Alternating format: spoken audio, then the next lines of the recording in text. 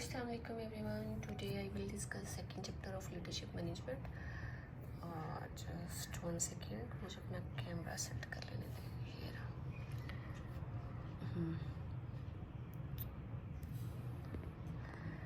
तो ये रहा सेकेंड चैप्टर में I will try my best. मेरी कोई भी जो वीडियो वो 10 मिनट से एक्सीड ना करे. अच्छा, ये रहा सेकेंड चैप्टर. डिज़ाइनिंग ऑर्गेनाइजेशन है. जैसा कि मैंने आपको बताया था कि ये जो चैप्टर के नीचे कंटेंट दिया हुआ है ना, मटेरियल है जो, ये आपने बहुत अच्छे तरीके से याद कर लेना है. यही आपका पूरा चैप्टर है. तो जी सबसे पहले आते हैं इसमें theories.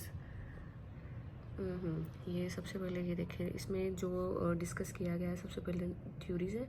Reductive and adaptive organizational theory, ये बहुत ज़्यादा इंपॉर्टेंट है. ठीक है, 3 तरह की थ्योरीज है जो इस चैप्टर में डिस्कस की गई है. First one is reductive, second one is humanistic theory as a bridge, and third one is adaptive theory. जो फर्स्ट थ्योरी है रिडक्टिव थ्योरी, इसमें फर्दर 4 एलिमेंट्स हैं.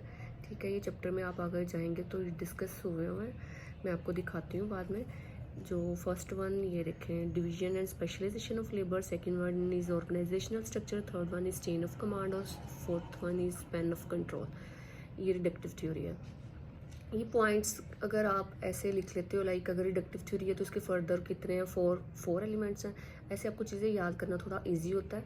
जैसे कि हमें क्वेश्चन एग्जाम्स में भी आया था क्लिनिकल प्रैक्टिकम में. रिडक्टिव थ्योरी क्वेश्चन हमें आया था कि डिफ़ाइन करें 4 एलिमेंट्स ऑफ क्लासिकल थ्योरी. तो इसका सेकंड नेम क्लासिकल थ्योरी है. और जैसा कि मुझे याद नहीं आ रहा था, लेकिन जैसे मैं पॉइंट्स बना के, जैसे कि रिडक्टिव थ्योरी है तो इसके फर्दर 4 है, तो मैंने ऐसे याद किया कि वो कौन सी थ्योरी थी जिसके फर्दर 4 थे. तो फिर मुझे याद आया कि रिडक्टिव थ्योरी थी. अच्छा, तो फिर मैंने ये क्वेश्चन अटैम्प्ट किया. अच्छा, second one humanistic theory as a bridge, इसके फर्दर कोई एलिमेंट्स वगैरह नहीं, जस्ट यही है जिसको उन्होंने डिफ़ाइन किया है. फिर एडेप्टिव थ्योरी है, इसकी उसको डिफ़ाइन करने के बाद नेक्स्ट फर्दर 3 एलिमेंट्स हैं जो डिस्कस करेंगे. ठीक है, आगे मैं जाती हूँ तो आपको दिखाती हूँ. उसमें सिस्टम थ्योरी आ जाएगा, कॉन्टीजेंसी थ्योरी आ जाएगा, chaos थ्योरी आ जाएगा. और उसके बाद जो मेन हेडिक है वो organizational structure and share governance है. ठीक है, ये वो स्ट्रक्चर्स हैं जो हॉस्पिटल्स में रन कर रहे हैं all over the Pakistan and जितनी भी पूरी दुनिया में हॉस्पिटल्स रन कर रहे हैं उनमें यही स्ट्रक्चर्स हैं जो रन कर रहे हैं. ठीक है, इसमें फंक्शनल स्ट्रक्चर है, सर्विस लाइन स्ट्रक्चर है, मैट्रिक्स स्ट्रक्चर है, पैरेलल स्ट्रक्चर है और शेयर गवर्नेंस है. ठीक है, ये आपने अच्छे तरीके से ये भी पढ़ लेना है. मस्ट MCQs भी आता है उसमें से, या समटाइम वो कोई भी स्ट्रक्चर आपको कह देते हैं ये डिफ़ाइन करें. अच्छा, फिर नेक्स्ट जो मेन हेडिक है वो हमारे पास है हेल्थ केयर सेटिंग. उसमें प्राइमरी हेल्थ केयर है, एक्यूट केयर हॉस्पिटल है, होम हेल्थ केयर है एंड लॉन्ग टर्म केयर है. 4 हैं जो हेल्थ केयर सेटिंग्स हैं. या ये भी आपको बहुत अच्छे तरीके से आना चाहिए, ये पास्ट पेपर में बार बार क्वेश्चन आया हुआ है. नेक्स्ट जो मेन हेडिंग है इस चैप्टर में वो ownership and complex health care arrangements हैं. ठीक है, ये 6 टोटल चीज़ें हैं जो वो डिस्कस करेंगे इसमें.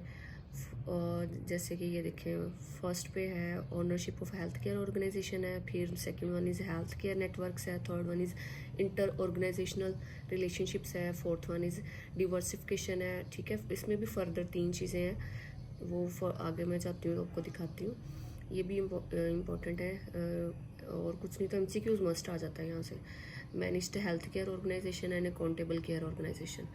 अच्छा, ये रीडिज़ाइनिंग हेल्थ केयर मेन जो हेडिंग है. और उसके बाद ऑर्गेनाइजेशनल इन्वायरमेंट एंड कल्चर है.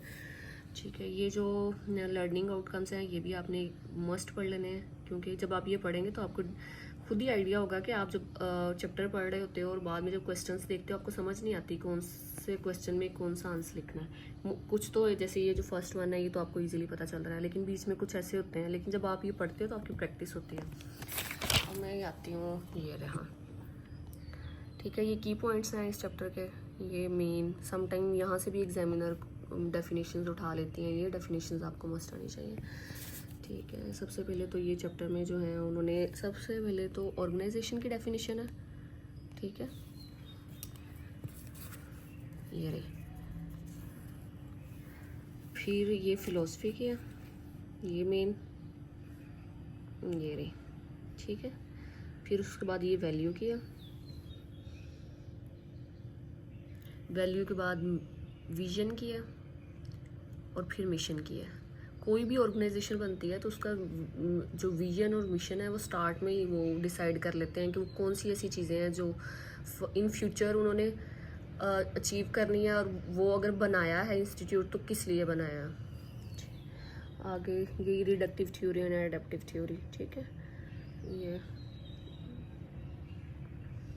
ये रिडक्टिव थ्योरी, ये मैंने यहाँ पे लिखा हुआ है क्लासिकल थ्योरी में, ठीक है।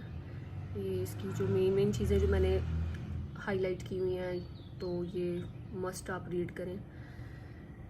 ये रहा, ये जो मैंने साइड पे मटेरियल लिखा होता है ये मैंने अपने आप को ईजी, मतलब मुझे चीज़ें ऐसे याद होती हैं, लाइक साइड पे आप छोटे छोटे पॉइंट्स बना के लिख लो तो आपको ईजीली याद होता है। तो बाकी मैं कोशिश तो कर रही हूँ जल्दी जल्दी मैं वीडियो कंप्लीट कर दूँ। ये चेन ऑफ कमांड, ठीक है। चेन ऑफ कमांड में अब ये देखिए मैंने साइड पे लिखा हुआ है कि अलाइन अथॉरिटी भी है, स्टाफ अथॉरिटी भी है इसमें। और ये देखें जैसे ये बीच में पॉइंट्स दिए हुए हैं, ये मैंने ऐसे साइड में निकाल के लिख लिए हैं, ठीक है। और ये रीस,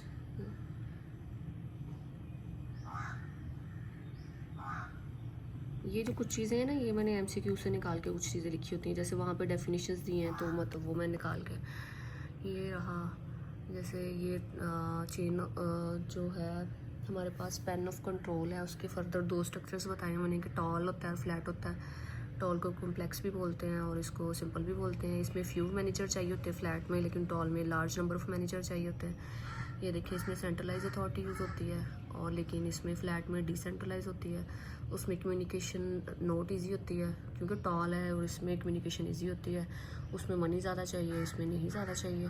लाइक इसमें एक्सपेंसिव है, स्लो कम्युनिकेशन, ठीक है। ये देखिए ये नोट एक्सपेंसिव, ये ऐसे पॉइंट्स बना के लिख लेते हैं। तो ये सारा कुछ मैंने मटेरियल यहीं से लिया है, लेकिन साइड पे ऐसे लिख लेने से मतलब आपको चीज़ें इजीली पॉइंट्स में याद होती हैं। ये heuristic theory as a bridge,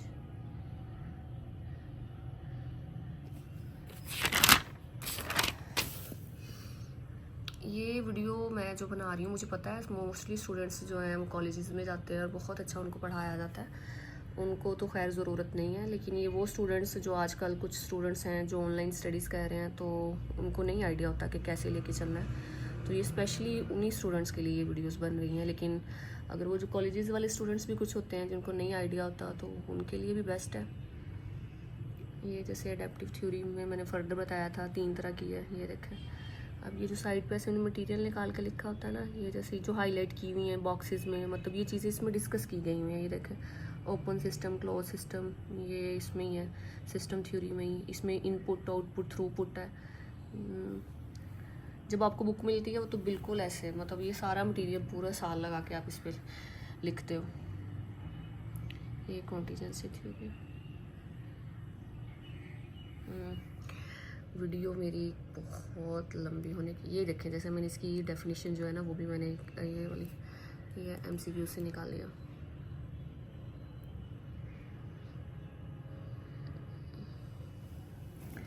अच्छा, ये आगे स्ट्रक्चर्स आ गए, ठीक है।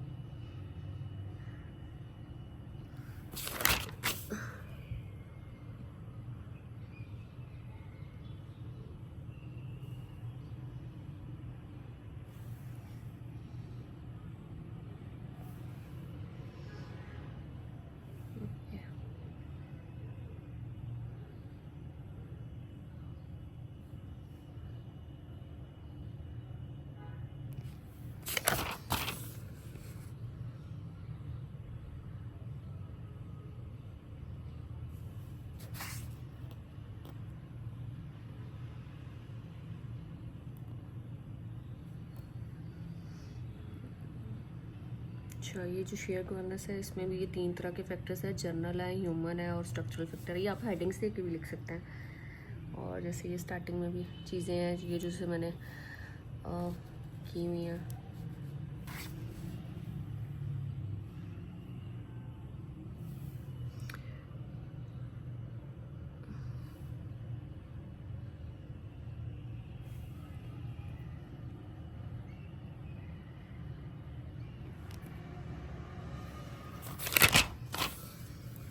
ठीक हो गया, अब ये आ गया। अगर कुछ भी कहीं पे ऐसा आपको कुछ बोल्ड नज़र आता है ना, ये डेफिनेशंस तो मस्ट आपने पढ़नी है। ये भी पास पेपर में आया हुआ एक बार क्वेश्चन।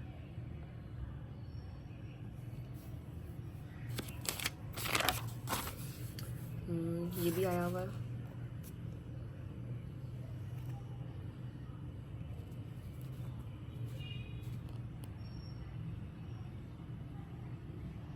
ये क्वेश्चन भी आया हुआ है। इसमें एमसीक्यूज मस्ट आता है या ये खुद ही क्वेश्चन आपको 4 नंबर का भी आ सकता है।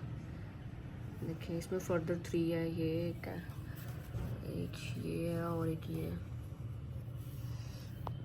ये क्वेश्चन हमें मिड टर्म में आया था।